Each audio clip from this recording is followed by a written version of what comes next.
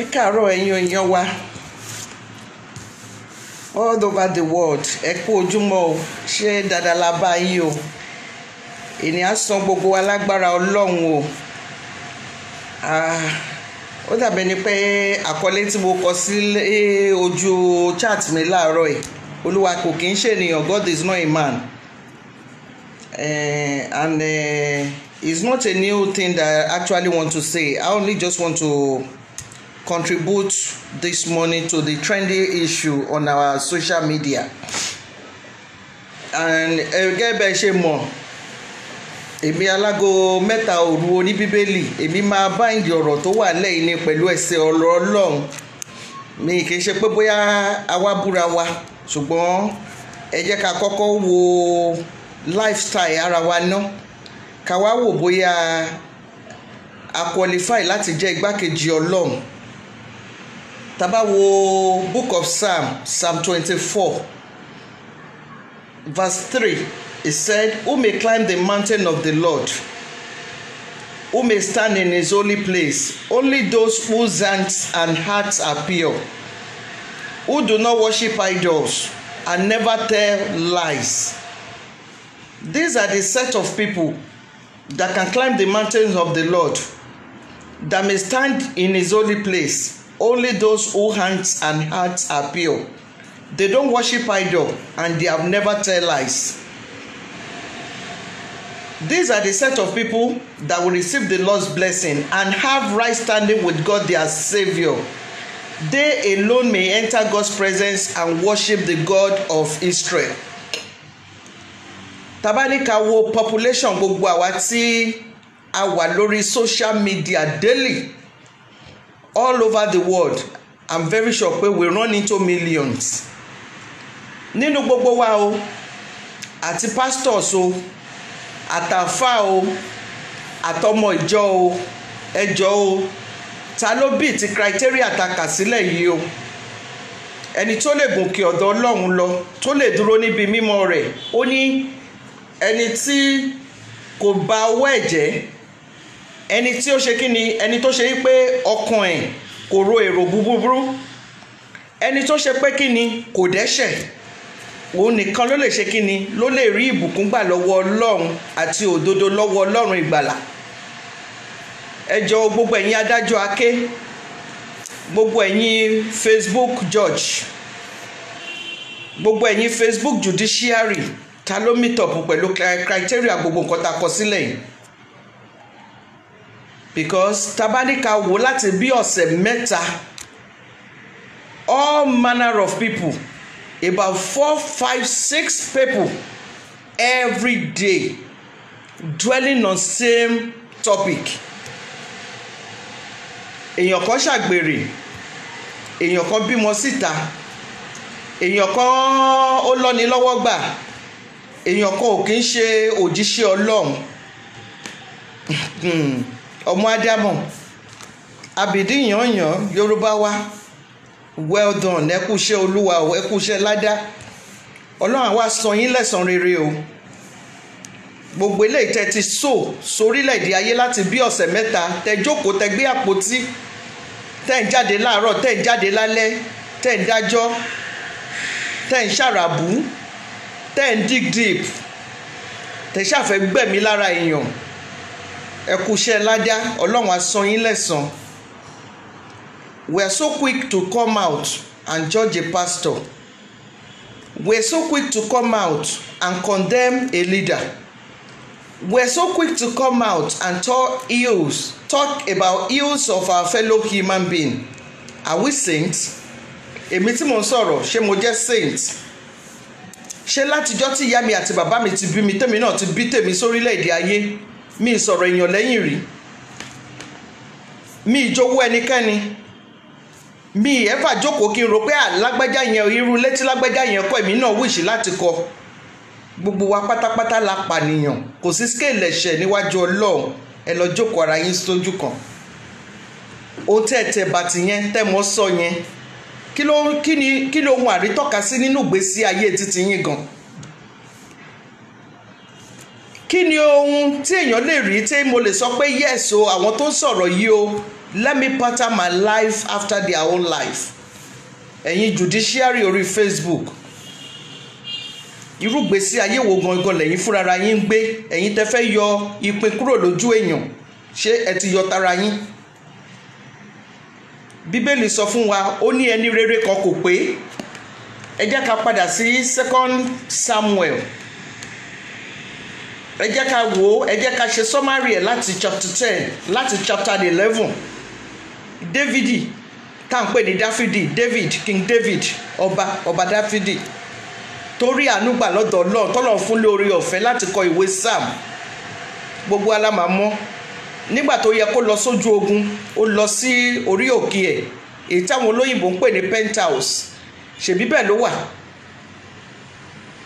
ló ti rí ìyàwó níyàwó tó ń wẹ̀. Ó ní every opportunity láti shout imagination yẹn down, kò ṣe. Not only that, ó commit immorality yẹn o. Instantly tó ṣe tán, dípò kó wà remorseful, ó tún migrate. Ó ní kó ránṣẹ́ sí ọkọ obìnrin yẹn tó ti lọ sí ojú ogun, ó rọ̀ lọ tí yóò ní kó lọ sínú ilé kó lè lọ sùn pẹ̀lú ìyàwó ẹ̀. ṣùgbọ́n ìránṣẹ́kùnrin yẹn ò lọ. Ó dánwò lọ́jọ́ kìíní, ó dánwò lọ́jọ́ kejì, ìgbà tó di ọjọ́ kẹta ó kọ lẹ́tà síbi tí ogun ti lé. Ó ní kán gbé ìránṣẹ́kùnrin yẹn síbẹ̀. Kì í ṣe pé ó kọ̀míìtì àgbèrè nìkan o, ó tún pààyàn, ó tún jẹ́ apààyàn. Ṣérú ẹni bẹ́ẹ̀ yẹn ò ẹ̀yin lọ́ọ̀yà orí Facebook tẹ mọ ẹjọ́ dá, ṣérú ẹni bẹ́ẹ̀ yẹn ló yẹ kó rí àánú gbà lọ́dọ̀ Ọlọ́run. Béèyàn kan lọ́lọ́run ṣe rí, ó ní kán pa á, instantly náà lọ mú ròyìn wá pé oníṣẹ́ ti jẹ́, ọba wa ń fẹlá. Ṣùgbọ́n nígbà tí Ọlọ́run gbé àlùfáà Nátánì jáde, ẹ wo ọ̀nà tó gbà láti jẹ́ kí ọba yẹn kó wo àìṣedédé ara ẹ̀. Kì í ṣe wípé ìdájọ́ yẹn ó tán síbẹ̀ o, lóòótọ́ ni Dáfídì rí àánú gbà lọ́dọ̀ Ọlọ́run, ṣùgbọ́n tẹ bá ń kà síwájú ẹ rí gbogbo ohun tí ojú Dáfídì rí.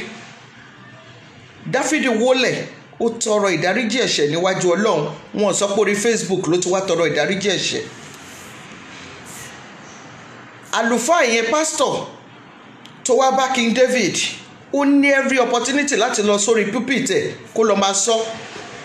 Ẹ̀yin aláìlójútì ìránṣẹ́ Ọlọ́run tó ṣe wípé ọwọ́ ti yín gan, ó kún fún àrékérekè, ó kún fún ẹ̀ṣẹ̀, ó kún fún ìlọ́nilọ́wọ́gbà. Ẹ̀yin náà gbẹ́nu sókè. Ọ̀pọ̀lọpọ̀ yín lẹ́ ń pè wọlé lẹ́ lójú tẹ̀ǹtì. Ẹ̀yin onípẹpẹ báàlì, ọ̀pọ̀lọpọ̀ yín náà lẹ́ rẹ́dì láti sọ, lẹ́ rẹ́dì láti gbẹ̀mí lára èèyàn. Ẹ wá máa gbé kéèsì, ẹ lọ máa gbé fún àwọn tó ṣe wípé ìgbésí ayé wọn kò sí ohun àrítọ́ka sí. Ìgbésí ayé wọn gan kò wú anybody. Ẹ wá máa gbé kéèsì, ẹ wá lọ máa dig deep gbogbo time tẹ fi ń ṣe kúbẹ́kúbẹ́ kiri, tẹ mọ́nítọ̀ ìgbésí ayé onígbésí ayé, tẹ wá péyàn kan bímọ síbi ó bímọ sọ́hùn. Kí ló dé tí ẹ̀yin ò lo time yẹn fún ìgbésí ayé yín? Kẹ́yìn náà má wàá pa yí asán, kí ọ̀rọ̀ tí yín náà kó má ṣe dàbí ejò tó kọjá lórí àpáta tí ò ní ipa. Ṣé ẹ̀yin fúnrara yín ẹ̀yin pé? Ẹ̀yin fúnrara yín tán bá wo ìwà ọwọ́ yín, jókòó síbi tán ti ń ba ayé èèyàn jẹ́ rí lọ́jọ́ kan. Ẹ̀yin fúnrara yín gbọ́kọ́lọ́kọ rí. Ẹ̀yin fúnrara yín tẹ̀lé ìyàwó níyàwó rí. Bẹ́ẹ̀ ni story ìgbésí ayé yín ò dáa. Ẹ̀yin yẹn náà lẹ wá tẹ̀bà. Kì í ṣe pé even tẹ bá tiẹ̀ máa correct èèyàn, you correct that person in love. Kí ni criteria gan tẹ fi believe pé ẹ̀yin ni the right candidate láti wá judge case èèyàn? Ẹ ó gbẹ̀mí lára ẹ̀ ní, ẹ máa bring it down ni. Bí kò ṣe pé Olúwa bá ń kọ́ ilé náà, Bíbélì sọ fún wa, ó ní ẹni tó ń kọ́, ó ló ṣe lásán ni. You are going to bring him down. Ayé ẹ̀ máa bàjẹ́ sí yín lọ́wọ́. Mélòó ló dá o? Ìwọ tí ayé èèyàn kan fẹ́ bàjẹ́ sí ẹ lọ́wọ́. Báwo láyé tìyẹ gan ṣe rí? Ìgbésí ayé tó ń rùn. Màá ba yé ẹ̀jẹ̀, màá ba yé ìran ẹ̀jẹ̀, màá ba yé àwọn ọmọ ẹ̀jẹ̀, màá ba yé ìyàwó jẹ́. Àtijọ́ tẹ ti ń ṣe. Eléyìí kọ́ ni first cases tẹ ti wá ṣe. Kí lẹ gbàbọ̀ níbẹ̀? Òfo, àbùkù àtẹ̀tẹ̀. Ẹni tẹ́ ẹ̀ accuse lójoojúmọ́ títí ẹ fẹ́ ṣàfẹ́ pa, títí tẹ̀mí máa fi bọ́ lọ́wọ́ ẹ̀ pé kó wá confess fún yín. Báwo ni tiyín ṣe jẹ́? Báwo ni tiyín ṣe jẹ́ tẹ̀yìn fi mandate ẹ̀ pé dandandan ó gbọ́dọ̀ wá o, ó gbọ́dọ̀ wá dá yín lóhùn o. Ẹ̀ ń fún ní 3 hours, ẹ̀ ń fún ní 4 hours, ẹ̀ ń fún ní 5 hours. Kí ló dé tẹ̀ ń kọjá àyè yín? Kí ló dé tí ẹ̀ mọ priority yín? Kí ló dé tẹ̀ ẹ̀ mọ limitation yín? Ṣé ẹ ní orí kankan tẹ́ ẹ̀ ń rò ní, àbẹ́ ẹ̀ tí ẹ̀ ní ìtìjú kankan níbi kankan ni? Kí ni èjì Mark Zuckerberg tó ní Facebook? Mo sọ pé ọ̀pọ̀lọpọ̀ yín lẹ ju máàkì lọ. Gbogbo ẹ̀yin tẹ́ fẹ́ kú sórí ọ̀rọ̀ lọ́rọ̀ yìí, gbogbo yín lẹ ju máàkì lọ. Kí ló dé? Ṣé ìgbésí ayé titi yín yẹn wọ́n ní kẹ́yìn wá fi sọ̀rọ̀ lọ́rọ̀ ni?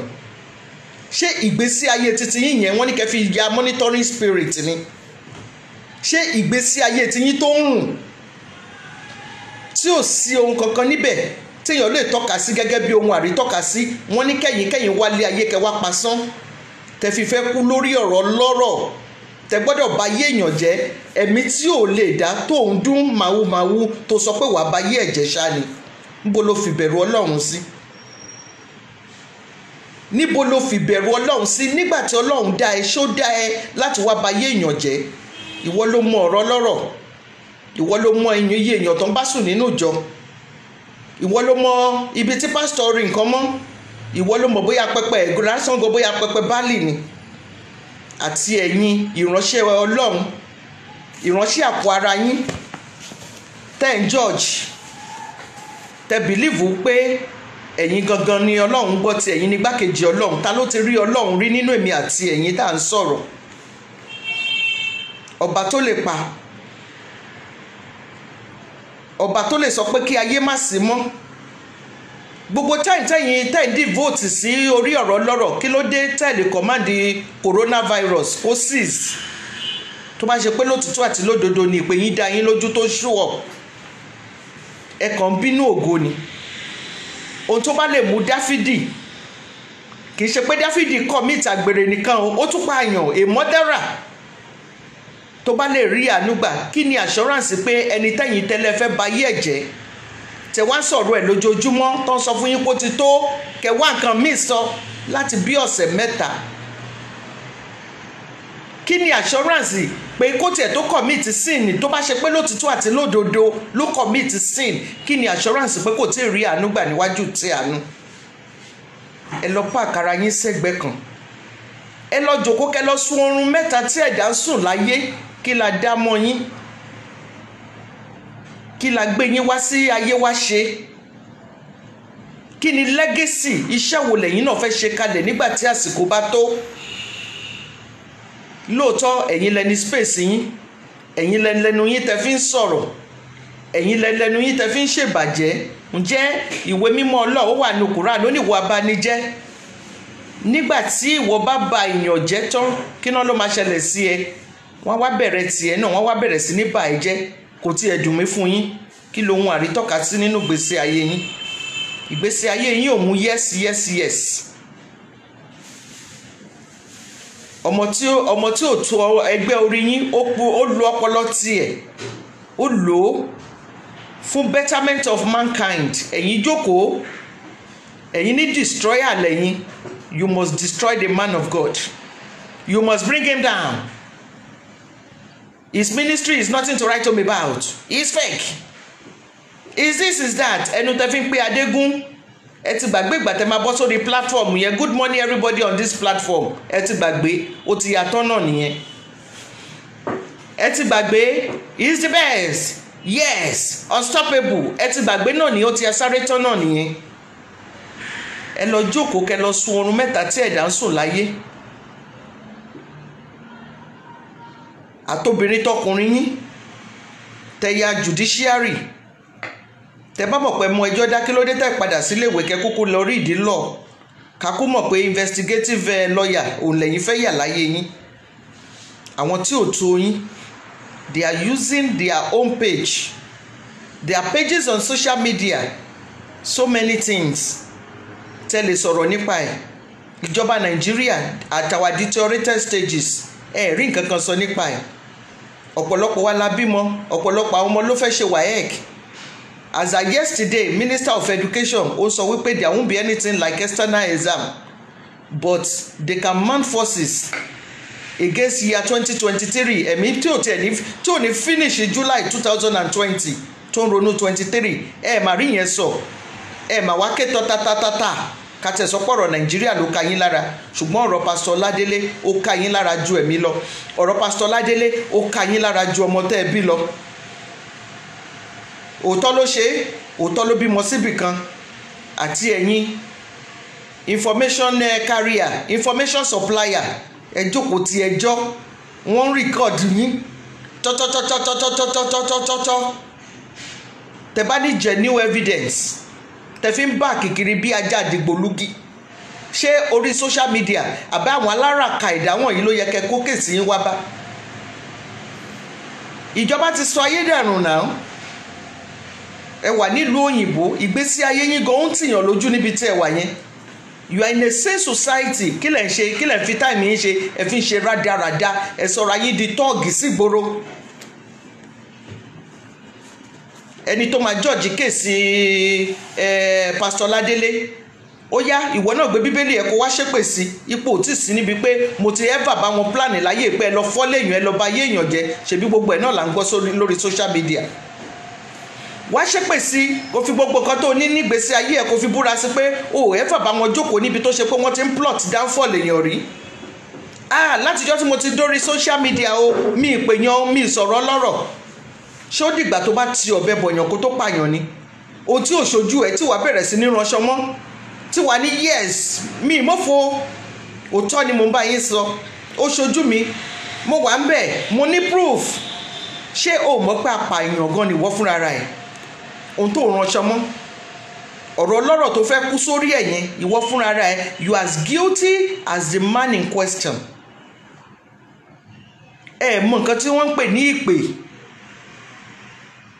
that is why nígbà míì tí nǹkan bá ṣẹlẹ̀ gẹ́gẹ́ bí ẹlẹ́ran lára gbogbo a máa ń believe pé Ọlọ́run slow but that is not the mind of God.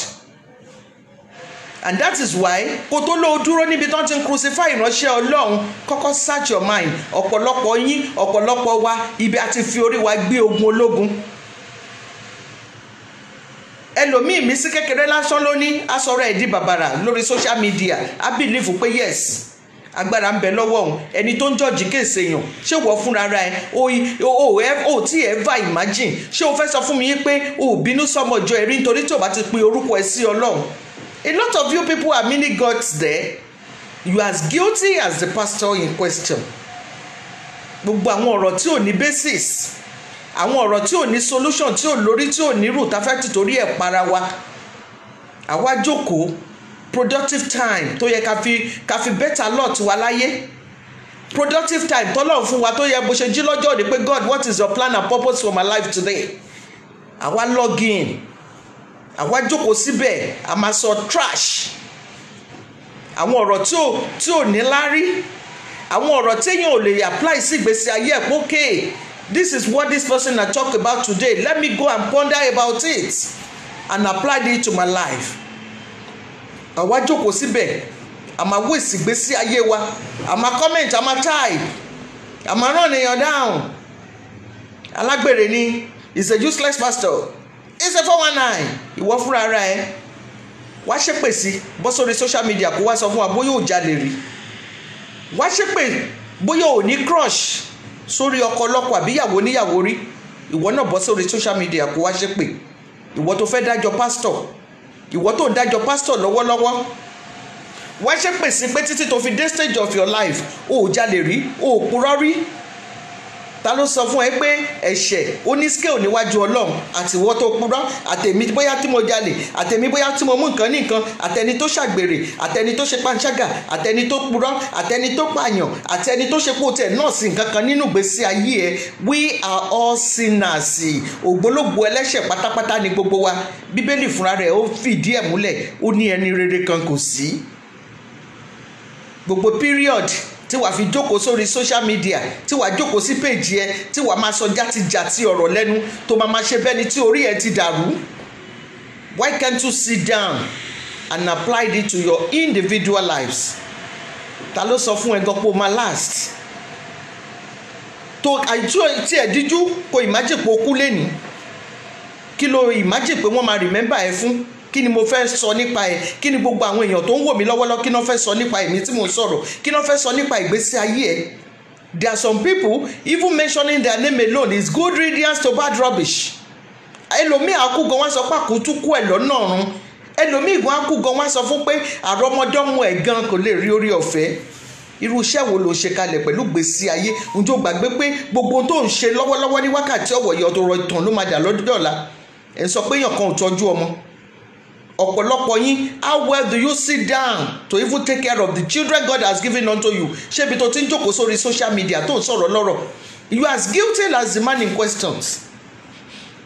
ìwọ tó bímọ ẹyọ kan ìwọ tó bí méjì tó bí mẹ́ta tó jókòó sórí ọ̀rọ̀ lọ́rọ̀ tó fẹ́ ba ayé èèyàn jẹ́ tó fẹ́ kẹ́mi èèyàn bọ́ you are as guilty as the man in question. ìwọ tó lè jọ́ọ̀jì kéèsì yìí á ní láti jẹ́ pé ìgbésí ayé ẹ̀ ó wọ Ọlọ́run ní gbogbo gbà. èèyàn mélòó la lè sọ pé ìgbésí ayé ẹ̀ ń wọ Ọlọ́run àwọn ta ló ń bá gọ́ta believe pé these are mighty men of God ṣá lè sọ pé ìgbésí ayé wọn ó ń wọ Ọlọ́run ní gbogbo gbà. kò tó condemn èèyàn nígbà tí Nátánì lọ bá David tó knock ẹ̀ instantly pé this is what you have done, this is what you have done, he went down flat and told God, I am highly sorry. Ọ̀pọ̀lọpọ̀ yín gan, the way you even talk on social media gan, ó wà very irritating, ẹ wà very very aggressive, ẹ rude, ẹ tún máa threat èèyàn lórí pé wọ́n wá ń wo ẹ̀sìn yín. I don't waste my time on those irrelevant shows because 2 hours yín 3 hours yín tẹ́ fi ń fẹ́ fún, tẹ́ fi ń ṣe rádaràda,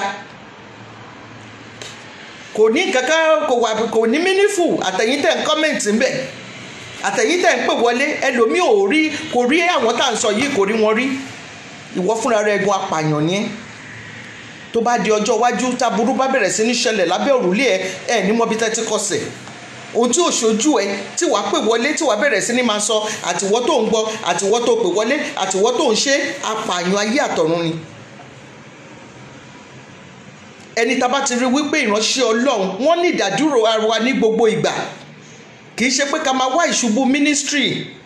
Tó bá tẹ̀ wá ṣe pé gbogbo ohun tẹ́ ẹ lé kalẹ̀ yìí o, òótọ́ ọ̀rọ̀ ni o, ẹ jọ̀ọ́ kí ni way forward? You think by running the man of God down that is the end of the situation? Ṣé kí la fẹ́ gbà tó bá di pé òkè o, ẹni yìí gan ó tẹ̀ wá ronú, olódì ẹ̀ wá decide pé let me end it and finish my life? Will you be so happy láti sọ pé yes, èmi ni mo rẹ́yìn lágbájá, gbogbo ayé ń ba yín sọ, wọ́n sọ fún yín pó ti tó, tó bá pọ́yàn lé títí tí ò bá gbọ́, kí ló máa hẹ́ǹdẹ̀? Àbùkù, olóròǹbó, ohun tó máa hẹ́ǹdẹ̀ ọ̀rọ̀ yín nìyẹn. Ìbásàn kẹ́ lọ jáwọ́ nínú gbogbo àbàṣà tẹ́ ń ṣe kiri, because this is nothing but rubbish. Ohun tí ò lórí, tí ò ní rù lórí ọ̀rọ̀ lọ́rọ̀ yìí ń sìn, ọ̀pọ̀lọpọ̀ èèyàn ló ti di ọ̀tá ara wọn. Ẹlòmíì gan, the kind of life gan tó fẹ́ kó live already àti dictate fún ẹ lórí social media. Ẹlòmíì lórí ìbàjẹ́ ìranù àti yamayama tó ń ṣe lọ́wọ́ already ipe kò ṣáà máa tẹ̀lé òun lọ gọ́gọ́gọ́gọ́gọ́gọ́ bí ẹranko. Kò sí bẹ́ẹ̀ ṣe lè sọ tó that ministry except tó bá yẹ pé Ọlọ́run ló pè, you can't bring him down. Àti ìránṣẹ́ ìṣó, àti ìránṣẹ́ Ọlọ́run o, àtẹ̀yí tó wá because of the pocket.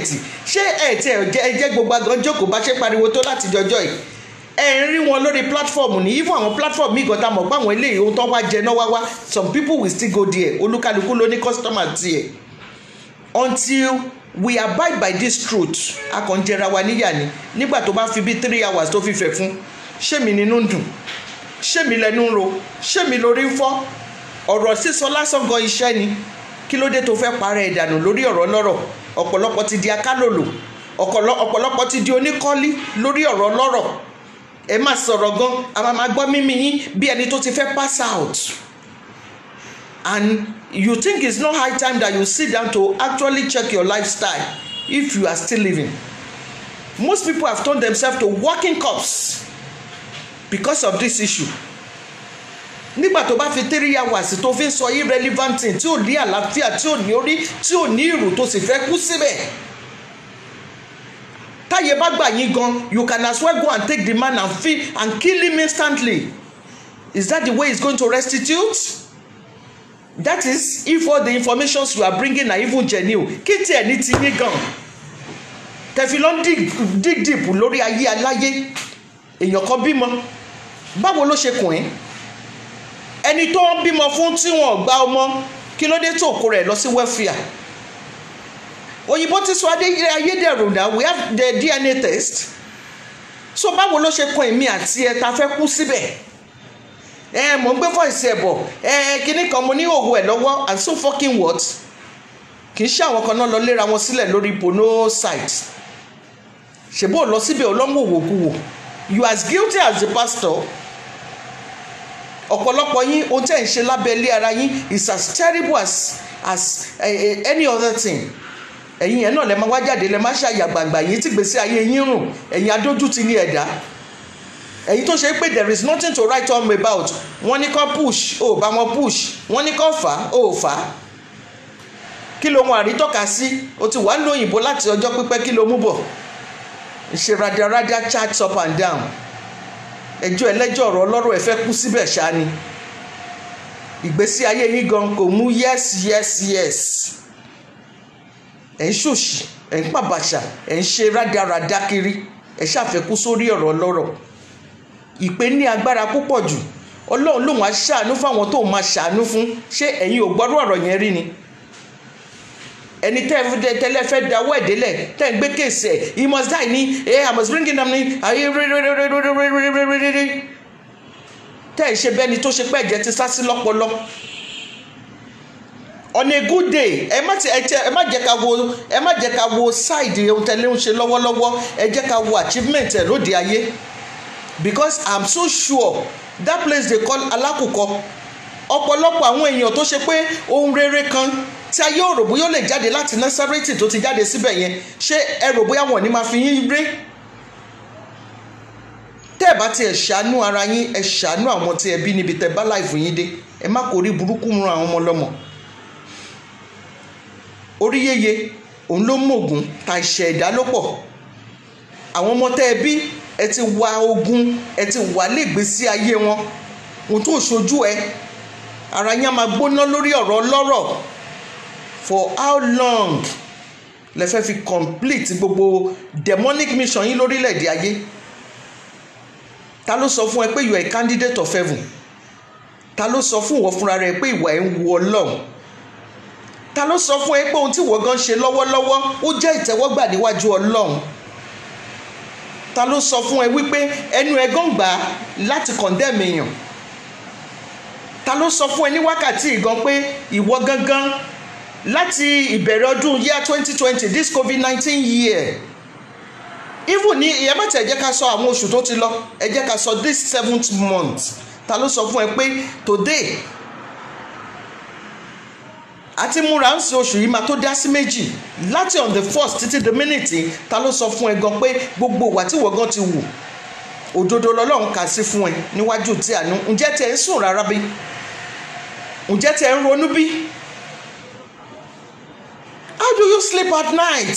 Have you committed this kind of blunders? Because until come in over come in less, I don't know the man in question. How comfortable will I be to come on social media and start saying things that are not real? Where lies your conscience? Ẹ tún pè wọlé, ẹ tún máa sọ pé yes, kí ni òótọ́ ni? Something that you are not a part of it, that you did not witness.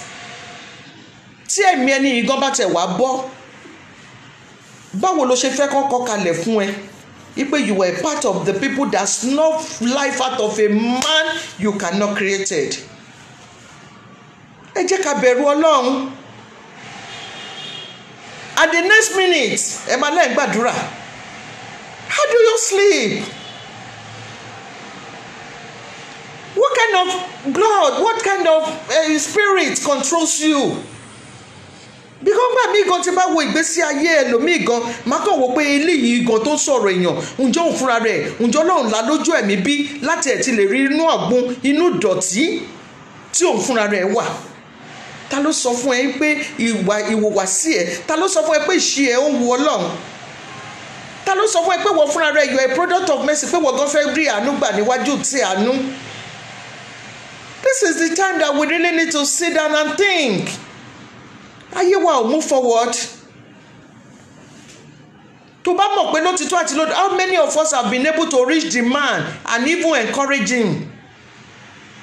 How many? Láti ti sọ Bible references láti sọ fún pòkè, this is what ẹni tó ń tẹ mọ̀yàn rí, when you even see some comments that damn too irritating. Wà máa gbọ́ ẹni tó ṣe pé tó bá rí gan, ìwọ tó máa jòkó tó máa bá sọ pé who is he? Who is kìíní kan? Wà á ti pè ní Bọ̀dá Délé, wà á ti pè ní bàbá mi gan. Àwa dúró sórí social media, adá duplex síbẹ̀, adá penthouse sórí social media, àwa jókòó síbẹ̀ lójoojúmọ́. Ọ̀pọ̀lọpọ̀ ti lò 10 years nílùú òyìnbó yẹn, up till now kò tí ì ríwèé gbà. Ó sì ń ṣe bẹ́kùbẹ́kùn kiri ni, ó ń sá kiri ni, ó ń hide ni. If you are flushed out of that system tomorrow, today, ǹjẹ́ tó bá padà sí Nàìjíríà ǹjẹ́ o lè bẹ́gbẹ́ péjọ mọ́? Àbí ta ló sọ fún ẹ pé obìnrin ayé ò lè yí pẹ̀lú gbogbo rádaràda? Ọlọ́run máa san fún olúkálukú gẹ́gẹ́ bí iṣẹ́ ọwọ́ ẹ̀. Let the man be. You were not part of that calling. Àwa wítọ́ ẹ ní wọ́n fògùn gbowó lọ́wọ́ yín nígbà tẹ́ ń bẹ́ kiri, nígbà tẹ́ ń jà kiri, ogun máa ràn yín gbà yẹn. Nígbà tẹ́ gbé ministry rù, ogun máa ràn yín. Ẹni tí ò bá wàwákùwà ojú ò lè rí ìrìkúrì, ẹni tí ò bá rí níbi ẹsẹ̀ àgèrè wọn lè fi dọ̀tí, wọn lè fi lọ́kùlọ̀ lọ. Ẹ dákẹ́ jẹ́, ẹ dákẹ́ jẹ́, ẹ lọ tọwọ́ ọmọ yín baṣọ, ẹ wáṣẹ́ ṣe, ẹ jáwọ́ nínú àpọ̀n tí ó yọ̀, ẹ lọ gbómi lákaná. Move to the next issue of your lives. You have some pressing needs in your life tó yẹ kó mú ẹ lọ́kàn ju gbogbo àbàṣà àti òfò àti àdánù tó ń ṣe. Àwọn ọmọ tẹ́ bí mo lẹ tí ìtọ́ wọn dé. Ǹjẹ́ tí ẹ ń ronú? Àwọn tẹ́ fẹ́ báyé wọn jẹ́ lé ní tẹ́ fẹ́ bring down tó bá ṣe pé àwọn ni they will be the life saver of your children tomorrow. Ojú wo lẹ máa fi wora yín? Ìkankan ni wa ò ní kúkú ìyá. Ọjọ́ náà máa dàbí àná. Mò ń bọ̀ wá lọ́n kò ń yá bọ̀rọ̀ lógún ọdún. Gbogbo èèyàn ló ti ṣẹ̀ tí wọ́n sì ti kùnà ògo Ọlọ́run. Kẹ́ tó tún bẹ̀rẹ̀ lọ́jọ́ ìní, kẹ́ tó tún gbégbá yín lọ́jọ́ ìní. Ẹ jókòó kẹ́ rò ó níbo lẹ fẹ́ bá já. Kẹ́ tó tún mú ọjọ́ ìní o, kẹ́ tó tún waste ẹ̀ dànù. Ẹ jókòó pé for the past 3 weeks ilé ìtẹ́ tí ń ṣe ń bo lẹ bá dé, kí lẹ mú bọ̀ níbẹ̀, kí ló ti produce fún yín, kí ni end result gbogbo igbe òfò tẹ́tí wá ké lórí social media láti bí ọ̀sẹ̀ mẹ́ta, kí ló ti èso késo wo ló ti bá yín so. You are only wasting your time because ohun tó bá mú yín tẹ́ bá wá ń sọ̀rọ̀ ọmọkùnrin yìí ẹ̀ ń bá pé òkìkí ni, bóyá wọ́n lọ síbẹ̀ genuinely o, bóyá wọ́n lọ for real salvation o, ẹ kàn ń bá pèrò sọ́kọ̀ ni. Ṣé ibi tẹ́ fi kalẹ̀ sí ṣé bẹ́ẹ̀ ló wà báyìí? Ṣé bẹ́ẹ̀ lẹ fẹ́ bring it down ni? Wọ́n bá lọ síbẹ̀, wọ́n bá lọ, maybe they just went there for sightseeing. Ohun tí a mọ̀ láti bí ọ̀sẹ̀ mẹ́ta ni pé the kind of crowd that is trooping to that platform is more than the way you people left it. Who is now the loser? Ẹ̀bẹ̀ la máa ń bẹ òṣìkà kó bá wa túlù ẹ̀ ṣe, and they bring him down. Iṣẹ́ wá ní nǹkan tí ò yé yín, ibi tí stupidity yín tó gba okùn dé. Ṣẹ́yìn ò mọ̀ yí pé the same set of people tó ń wò yín àwọn náà náà padà lọ sórí platform yẹn tí wọ́n á tún lọ sọ pé praise the Lord, hallelujah, wọ́n á tún jó. This same set of people tó wá ń wò yín, tó wá ń wo òfò yẹ̀yẹ́ àti ìranù tẹ̀ ń ṣe kiri, they are the same set of people tó ń lọ síbẹ̀, wọ́n glue pa ní. Ìgbà tẹ́lẹ̀ ẹ̀ promote amòye population yín, ìsìn à ń rí 2.4, à ń rí 3,000. Tẹ́ bá máa fi wo ilé ìtọ́nà ṣe lálẹ́ àná sí, ẹ ti máa rí bí over 32,000 tó ti lọ wò. Then who is now the loser? Ṣe rí pé unproductive entity ó lẹ kó gbálé. Face your life. Staying in a ministry, mama bo àbáwọn wá ìbàjẹ́ ministry. Wọ́n ní wọ́n pé kí ni pastor sọ, ẹ̀ tó wá máa ṣe interview ọ̀ràn, are you blessed? What kind of spirit controls you? Do you even sit down to go and listen to all those shows by the time the match ẹlẹ́yà ara yín tán? Maybe when you sit down to think, to do flashback and listen to all the jargons that came out of your mouth, maybe this one might help your thinking faculty to restitute normally. Tó bá ṣe pé ibi tí ìjọba ti sound ni ọ̀pọ̀lọpọ̀ yín by now yẹ kẹ́ wà ní rehab home, wọ́n ti section yín dànù because àwọn ìwà yín bíi ti wèrè ògidì wèrè. Torí gbogbo tẹ́ ń sọ kò ní orí, kò sì ní ìrù. Àwọn tó ń bọ́ lẹ́nu yín gan ó jẹ́ nǹkan tó ṣe pé ó ń tìyàn lójú pé is this person normal at all? Because what comes out of your mouth is nothing but jargons. Don't be deceived by that crowd. Ṣé mọ̀ pé COVID-19 wà? A lot of people are working from home. A lot of people they are under benefit. So wọ́n ṣàwò pé òkè kí ló ń ṣẹlẹ̀ lórí social media. Let us come and while away time. They are not your fans. wọ́n ní wèrè dùn wò lọ́jà kò ṣe bí lọ́mọ. How many of them can iṣẹ́ rí ibi tó yẹ kẹ́ ti máa identify ara yín pé you are irrelevant. Tẹ́ bá ń ṣe show ẹ wòye thousands of people tó máa wá wò yín. Ó yá tẹ́ bá ti wá parí show yẹn gbogbo àwọn write up yín àtàdúrà yín tẹ́ máa ń kọ síbẹ̀. Not even 1/10 àwọn tó wá wo òfò àti ìranù tẹ́ ń ṣe kiri. Not even 1/10 of them. No ma wá like, no ma love gbogbo àwọn nǹkan tẹ́lẹ̀ nǹkan. They don't want to identify with you at all. Ṣùgbọ́n gbàtẹ́ bá bẹ̀rẹ̀ gbogbo wèrè tẹ́ ń ṣe kiri yẹn irú wa ògiri wá ní ẹ jẹ́ ká lọ wojú ẹ̀sìn wọn tó tún ṣe ẹ jẹ́ ká lọ wo òfò wọn tó tún ṣe. Ohun tí wọ́n lọ ṣe ń bẹ̀ nìyẹn. Ibi tẹ́ ti máa mọ̀ wípé ẹ wà relevant ṣẹ́rí tẹ́ bá ti parí show yín yẹn ẹ̀yin kọ kọ́mẹ̀ntì kan síbẹ̀. Mi sọ pé bóyá èèyàn kan ṣe birthday o ẹ wá gbé ẹni yẹn o ẹlẹ́wùsẹ̀ ní birthday ṣe mọ̀ pé wọ́n tún máa ń bá yín pòrò sọ́kọ̀ nínú yẹn. Ṣùgbọ́n tẹ́ bá ti parí gbogbo àbàṣà àti òfò àti ìranù àtòrí burúkú tẹ́lẹ̀ máa ń ṣe tẹ́ máa fẹ̀ fún tẹ́ máa ranjú bọ̀ yẹn ẹ wá padà sí page yín ẹ lọ wo àwọn write up yín kẹ́ wòye like kẹ́ wòye love kẹ́ wòye comment ibẹ̀ lẹ ti máa mọ̀ wípé ẹ popular. Why I'm saying this thing this morning mo kàn fẹ́ yá yín ní brain maybe this one will help you to retrace your step and identify where you actually belong in redemption. You are not popular at all. Tó bá wá ṣe wèrè it's just like èèyàn kan já níbi tá a wà yìí bóyá ẹni yẹn o all of a sudden ó kàn mú suit tó wà bó kàn mú aṣọ ẹ̀ ó fàya within a tick of an eye ẹni yẹn ò need advert ọ̀pọ̀lọpọ̀ èèyàn ló máa rọ́ wá síbẹ̀ wá wo èèyàn. And that is exactly what people are doing on your pages. Tẹ́ bá máa fi jáde ń sẹ́ tí ní wọn wá ti rọ́ wá you think they love you? They don't love you. They've only come to look at your rubbish. Wọ́n tún ti wá wò pé ẹlòmíà tún wá dúró síbi ó máa ṣe o ṣé pé èèyàn ló bí eléyìí lọ́mọ ṣá ó máa ṣe o wèrè máa dúnwò lọ́jà kò máa ṣe bí lọ́mọ o ohun tó wá ń ṣe ń bẹ̀ nìyẹn. Ńgbà tàtẹ́gùn bá ti fẹ́ sí ọpọlọ yín tó ti craze yẹn ẹ wá lọ kọ write up síbẹ̀ Dorcas welcome Bumi good morning ẹ wá lọ síbẹ̀ kẹ wá lọ kọ write up àbí ẹ fẹ́ ṣe advert míì lásán tí kì í ṣe pé bóyá somebody must die mo gbọ́dọ̀ gbẹ̀mí lára ẹ̀ kẹ́ wá wo iye àwọn tó like yín. Those ones that have been able to summon courage to even identify with you maybe those ones are the ones that loves you.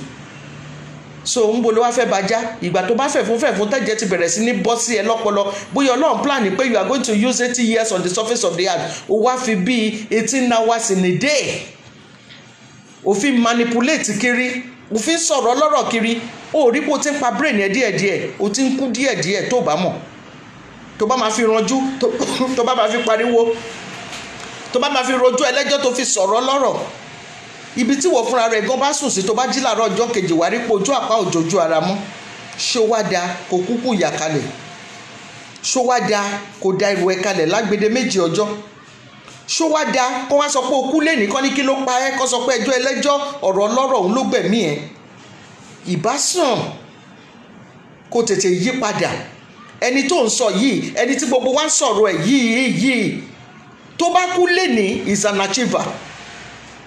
Ó fọmọ sáyé ó fẹ́ yàwó sáyé wọn bá kó bí 20 ọmọ wa kọ́ lóun ló bí ọmọ pọ̀ sí ni ọmọ pọ̀ lára ẹ̀ ni ó kọ́ yẹn it's not a new thing the kind of church it belongs to wọ́n ń ṣe oníyàwó ẹyọ kan so kí la wá ń sọ o ẹ jọ̀ọ́ èmi kàn tún wá ya yín ní brain ni èmi náà kàn wá rọṣọ tèmi náà láàárọ̀ ẹ̀yìn maybe you may pick one or two things there má sọ̀rọ̀ ẹ̀ di ìránṣẹ́ ìṣùkalẹ̀ má yà ẹni tó ṣe pé you will always be doing dirty jobs. A time is coming people will evaluate your life. There's something in the secular world we call this appraisal period. If you're a serious business person at the end of the day when you are alone you should be able to think of what you have done. It's either you are making profit or you are losing out totally. I really want to urge you this morning that at the end of all those your irrelevant and irrational shows, sit down and reevaluate your life. Are you actually on the right track? Get productive. Ẹni tó ń sọ̀rọ̀ yìí, alákùkọ ibi tí church ẹ wà yẹn, he has been able to turn it around. Ibi tó bá rí àyẹ́dé, that is not what it was. ó lè wá jẹ́ olè lójú yín lénìí. Ṣé mọ̀ pé motherless baby home kan wà tí gbogbo àwọn yẹn tó ṣe pé surname ọlọ́gbẹ́ni yìí náà ni wọ́n ń jẹ́. Ẹ mọ iye orí tó ti transform. Ẹ mọ iye àwọn tó ń benefit from the ministry, àwọn ọmọ orphanage tí wọ́n gbé kalẹ̀ tó ń tọ́jú lójoojúmọ́. Ẹlẹ́dàá wo lẹ́rù bóyá ń bá àwọn ọmọ yẹn ṣiṣẹ́, ṣé ẹlẹ́dàá wọn máa súre fún yín at this particular time? Ohun tẹ́yìn kà sí ẹ̀ṣẹ̀ a lè kà sí òdodo fún níwájú tí àánú. Ẹ yé ya irinṣẹ́ Sátánì. Tó bá kọ history alákùkọ lẹ́ni the history of Lagos, orúkọ ọ̀gbẹ́ni yóò lè parẹ́. Ẹni tẹ́yìn sọ pé ẹlẹ́ṣẹ̀ ni, ẹni tẹ́ni olè ni, ẹni tẹ́ni oníṣekúṣe ni, ṣebí ẹ̀yin lẹ sọ. Is that what the Almighty God has called him? Tẹ́ bá ro lé ayé lọ báyìí, màá tún bẹ̀yìn ní àárọ̀ yẹn tún ro lọ sí the other side. Orúkọ ẹ̀ ò lè parẹ́ láyéláyé, even in the history of Nigeria.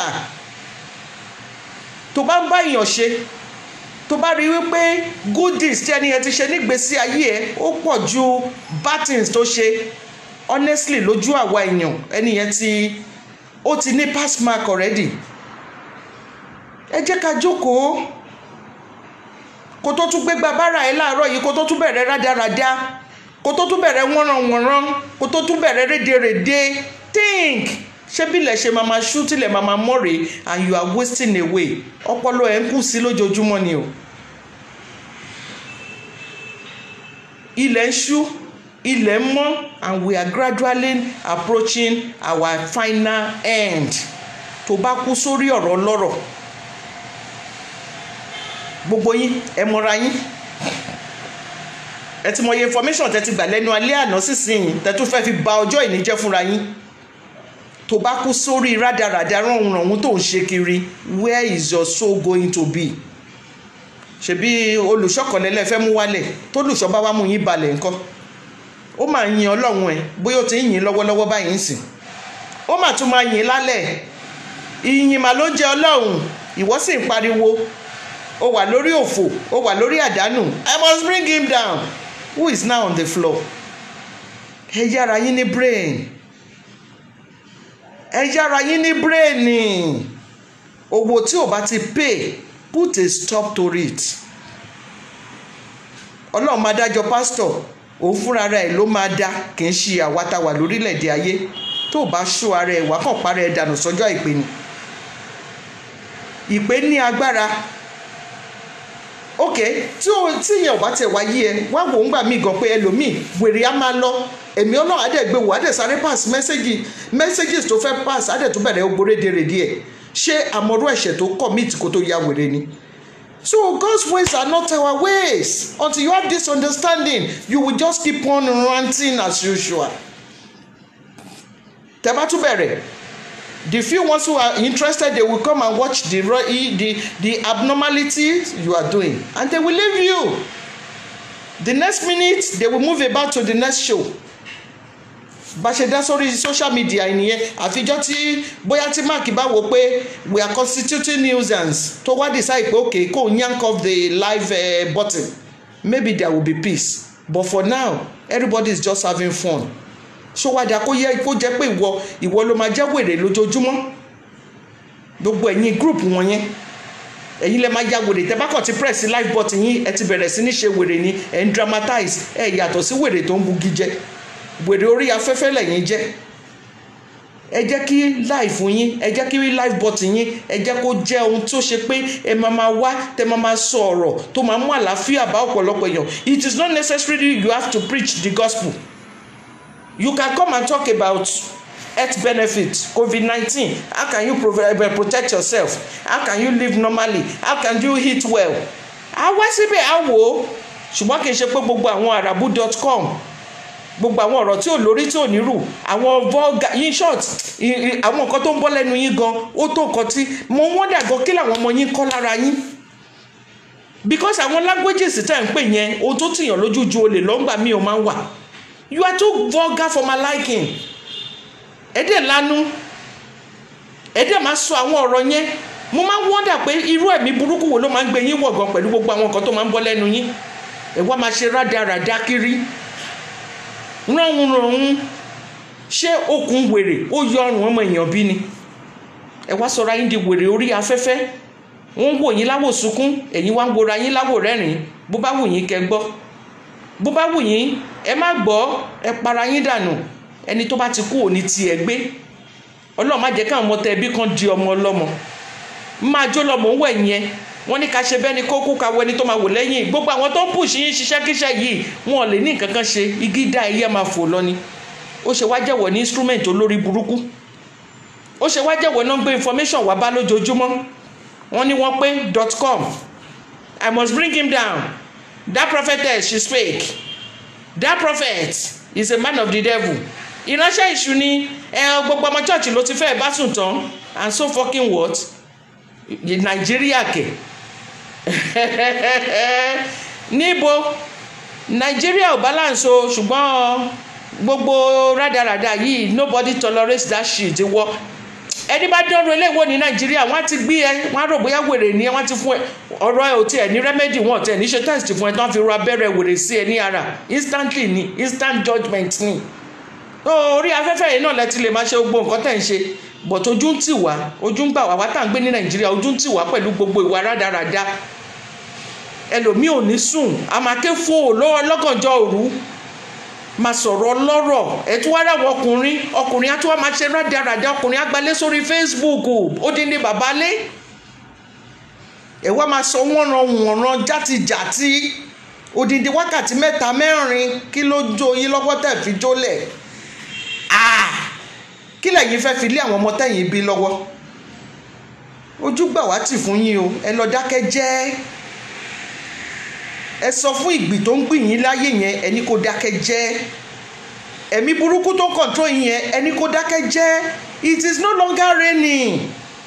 Kẹbúlì èèyàn títí odindi ọ̀sẹ̀ 3 kẹ má mẹ́nu kúrò, ẹ ní conscience. Ó pààyàn ni o, ó ṣe kíní kan ni o, ó bá yé èèyàn kan jẹ́ ni o, ó bímọ ni. Kò lè dá wọn tó yà yín náà adopt ọmọ yẹn máa tọ́ wọn. Gbogbo àwọn èyí tẹ́ ń gbé jáde yẹn, ó bímọ sí lágbájá kan àti gbọ́. Tó bá kú lé ní ọ̀pọ̀ ọmọ ló gbẹ̀yìn ẹ̀ ni. Wọ́n ṣáà lè sọ pé kò bí, àti gbọ́ ẹ ṣe. Kì í ṣe ọmọ 3 ló bí, ó ti ẹ̀ bí dozen, ó ti bí 12 àti gbọ́. Kí tún ni next? Ṣó wá dá kó kú sórí ọ̀rọ̀ lọ́rọ̀?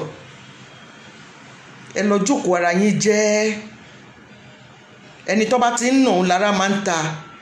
That man is not going to come out and debunk any shit. Olómi yín ló máa rẹ̀. Ẹ lọ rántí yín níbi tó yà. It is no longer funny. Tó bá sọ fún èèyàn pé ó ti tó gẹ́ tí ò bá gbọ́, lẹ́yìn àpọ́nlé àbùkù ló kàn. Gbogbo pásọ̀ tó ti wá nájà, ìyá Sábọ̀dí kúkú ti sọ̀rọ̀ tán, ó ní everybody is a thief, and it's true. Ṣebí ṣọ́ọ̀bù lẹ gbé kalẹ̀, gbogbo wa jọ ń tajà ní. Àwọn kan lọ́wọ́lọ́wọ́ ń sìn ẹ̀rí wọn bó ṣe ń jà pátápátá. It may not necessarily be the money, but wọ́n fẹ́ káwọn customer wọn lọ síbòmíì ni. Èyí tó wá jà jù lọ́jọ́ ìkẹyìn, ta ló rí Ọlọ́run rí? Ta ló mọ máìdì Ọlọ́run? Ó lérò mi kì í ṣe ìròyìn, bẹ́ẹ̀ èèyàn kan lọ́lọ́run rí o. Gbogbo ẹjọ́ wèrèwèrè tẹ̀ ń dá. O tí mọ̀bí tí wọ́n máa hẹ́ǹdì tó bá ti dijú. Tí owner of life bá dé sí tó bá sọ pé the end has come, ń polówó tó fẹ́ jí sí. You better be prepared to meet your own maker and stop this shit. Ègbó ilé tó ti ṣe, it can never be erased. Bí Dáfídì bó ṣe tọrọ ìdáríjì ẹ̀ṣẹ̀ lọ́dọ̀ Ọlọ́run dáríjì, ṣùgbọ́n what happened after? Àrọ́mọdọ́mọ yẹn ó jẹ pààrà ìyà yẹn. So gbogbo ilé tí wọ́n náà ń ṣe lọ́wọ́lọ́wọ́ ń sìn, just imagine the life of those innocent children. Ṣó wá dá? Ìwọ ló lọ mú èso àjàrà. Ṣó wá dá kéyìn wá máa kun àwọn ọmọ tí o bí? Ńgbà tó mọ̀ wípé o fẹ́ wa ègún burúkú lórí àwọn ọmọ yẹn, kí ló dé tó ya ọ̀jájú abiyamọ tó kó àwọn ọlọ́mọ wá sáyé tó wá fẹ́ fi ẹjọ́ ẹlẹ́jọ́ ọ̀rọ̀ lọ́rọ̀ àwọn tó yẹ kó wà nínú better covenant tó wá fẹ́ pa wọ́n sọ́jọ́ àìpé tó wá fẹ́ ba ìrìn àjò wọn jẹ́. Ó rí pé ìka ìdá òní ẹ. Ṣé tí ìgbésí ayé tí ẹ bá ti dojúrú, ó tún wá yẹ káwọn ọmọ tẹ̀yìn náà tún bí kó tún wá dojúrú? Gbogbo ohun tí a bá ṣe lénìí ọ̀rọ̀ ìtàn ló máa dà lọ́la. What are you living for? Kí la dá ẹ wá sáyé wá ṣe? Kí ni èrò Ọlọ́run nígbà tó dá ẹ sáyé? Kí ló sọ pé kó gbélé ayé wá ṣe? Tomorrow might just be too late. Why not sit down today and think? And think very well. Think deeply. I've been doing this thing for the past 3 weeks. Am I improving or am I depreciating? It's a loaded word. I'm putting a poster to you this morning. Is this the way you are still going to continue? This is the 7th month. Play. We started the year very well. And right now, we are the 7th month, which means we have 5 months to go. Is still the same way you are going to continue? Despite the challenging each and everybody is facing, people are still making the discovering of themselves. You don't need these lies. You don't need to become an instrument in the hands of the devil. Is that the reason you are created? Kí ni mission olè? Kí ni mission èṣù? He came to destroy. He came to steal. And he came to kill. For how long? Ó ní mo fẹ́ kí n dàbí Jésù nínú ìwà pẹ̀lẹ́, kò sẹ́ni tó gbọ́rọ̀ bínú lẹ́nu ẹ̀ lẹ́ẹ̀kan rí. Ó ní má jẹ́ kí n ti ipa ọ̀rọ̀ tàbí ìṣe mi pa ẹnikẹ́ni lára. Ó possible kó má mọ̀ túmọ̀ nǹkan tó ń ṣe. Maybe that is why you keep on doing it. Àdúrà mi fún ẹ lọ́jọ́ ìní ni wípé o ò ní parun sínú oko parun tó wà lọ́wọ́lọ́wọ́ yẹn. Torí you may not know what you are doing. When Jesus was about rounding up, ó ní bàbá dáríjì wọ́n nítorí pé wọ́n mọ nǹkan tí wọ́n ń ṣe. Ó possible kó má mọ̀. Ó possible kó mọ̀. But you think you are having fun. But ó ń ro oko ẹkún ọjọ́ alẹ́ sílẹ̀. Tó bá tẹ̀ ṣe pé wọ́n nìkan ló máa jẹ ìyà tó máa parẹ́ ẹ̀ dànù. It may be not even, bothered anybody. But what happened to those innocent children you brought into the world? Ṣó dáa kò kúkú yàkalẹ̀ lẹ́nìí káwọn ẹ̀ wá sọ pé I wish this woman or this man is not my parent. I wish I didn't come out through this man or this woman. Ṣó dáa kí ayé a máa ti ara ẹ kọ́ máa gégùn fún àwọn ọmọ tí òbí káwọn yẹn náà tún wá máa fi èpè ránṣẹ́ sí ẹ nínú sàárè. Just the way you want the pastor to come out, you to go back to your God and restitute very well. Ọ̀pọ̀lọpọ̀ ló ti sọ olórí ẹnu nítorí ọ̀rọ̀ ọlọ́rọ̀ gbogbo ẹjọ́ ẹlẹ́jọ́ tó dá sí èyí kan ibi tí ayé wọn bàjẹ́ dé gan. Some people even think making calling show is an achievement. Wàá máa gbọ́ délé yẹn ó lè ní mo mọ̀ rí ó dẹ̀ rántí ọjọ́ àti sùn ẹni tó rí rí ẹni tí ò ṣẹ́ rí. Wàá máa gbọ́ ní ìgbéraga yìí jù. Wàá máa gbọ́ is too proud. Wàá máa gbọ́ bẹ́ẹ̀ náà ni ẹlòmíì gan irọ́ ti ba yé ẹ̀jẹ̀ tẹ́ bá ń gbọ́ àwọn pathological liar orí social media ilẹ̀ ti máa rí wọn. Ohun tí ò mọ̀ á lóun mọ̀. Ẹni tí ò rí rí ó ń bolẹ̀ máa ń fi ẹ̀rí ọkàn sí kẹ́ tó máa go deep lórí gbogbo àwọn òfò àtorí burúkú tẹ̀ ń ṣe. Ẹlòmíì á jókòó ti fóònù, ẹlòmíì máa lọ jẹ gbèsè káàdì lórí pé òun fẹ́ pèsè calling show. Ṣé wọ́n fi ìyẹn gbowó lẹ́nu ATM ni? Is that an achievement? Dàní ọjọ́ báyìí nígbà báyìí wọ́n dẹ̀ gbé show orí burúkú kan kalẹ̀. Ìwọ náà wà ní àwọn tó ń pè wọlé. Ẹlòmíì aborídè pẹ̀lú ní o ẹni tí ò rí ẹrí tó lánú ẹ pàkà ẹnu ẹ burúkú yẹn tó dẹ̀ ń fún lépè. Tó bá na ìka ẹyọ kan sí ọmọ ọlọ́mọ ta ló ní mẹ́rin tó kù? O tún jókòó sínú ilé ẹ o tún bá yí ara ẹ jẹ́ o tún bá yí àwọn ọmọ ẹ jẹ́ lórí ṣọbọ lọ́yọ̀ké. Ọ̀rọ̀ tí wọ́n pè é sí tí wọ́n pè é sí tí ò kàn ẹ́ lọ́wọ́ tí ò kàn ẹ́ lẹ́sẹ̀ o tún lọ gbé ogun ológun ogun akánì o tún gbé wọnú ayé ìwà àtàwọn ọmọ ẹ lórí pò ń gbọ́gbọ́kúgbọ́ o sì ń sọ̀sọ́kùsọ. Ẹlòmíì ohun tó ti ṣe lọ́wọ́lọ́wọ́ láti bí ọ̀sẹ̀ mẹ́ta yìí odindi ọdún 5 lẹ́ni kò tí ì bọ́ ń bẹ̀. Ẹlòmíì ìyà tó máa jẹ́ ó sì bá ṣe press up tí ò ti ní materialize nínú ọdún yìí. Ẹ jẹ́ ká kọ́ Bíbélì ní yára láti gbọ́rọ̀ lọ́ra láti fọhùn. Má jẹ́ kó jẹ́ pé ayé èèyàn máa bàjẹ́ látọwọ́ ẹ. Má jẹ́ kó jẹ́ pé ayé èèyàn you will be part and parcel tó máa kọ̀kọ́ kúkọ kiri ọwọ́ yẹn. If you don't want that your hand to go with that, mind what to say, mind what to write. Kí ló ń yá ẹ lórí? Ibi ń pa ẹ́. Ọ̀pọ̀lọpọ̀ yín gbogbo bó ṣe ń ṣe free money tó ń ṣe kiri ẹ mọye olè tẹ́tí jà lórí social media yín.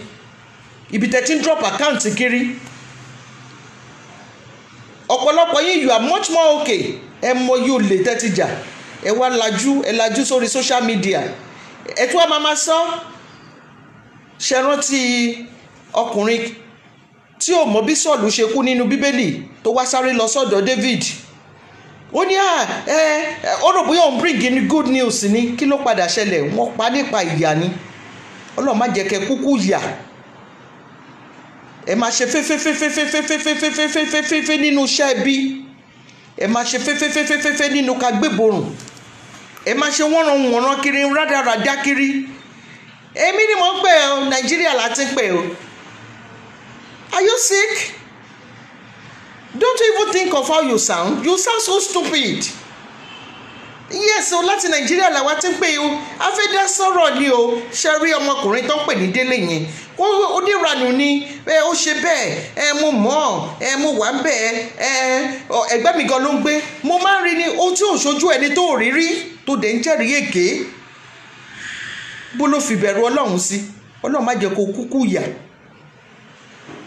Ọlọ́run má jẹ́ kó fòfó ṣíṣe pa ẹ́.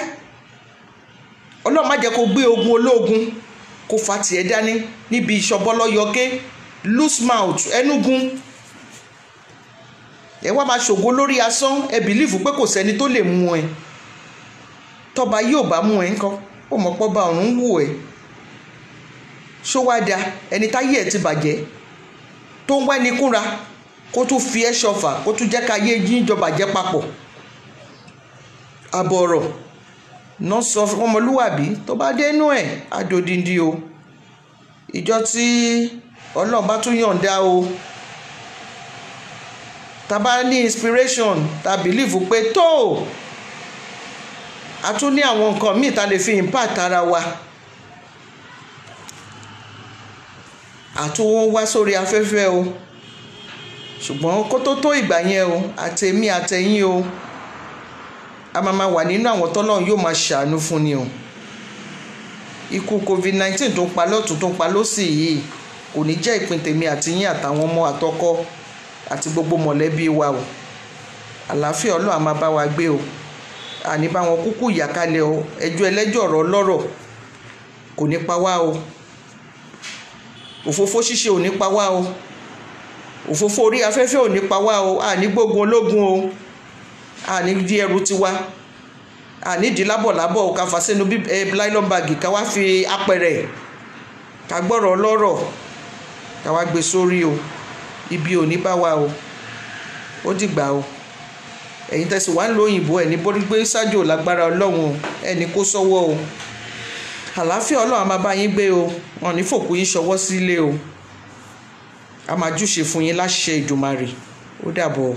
Bye.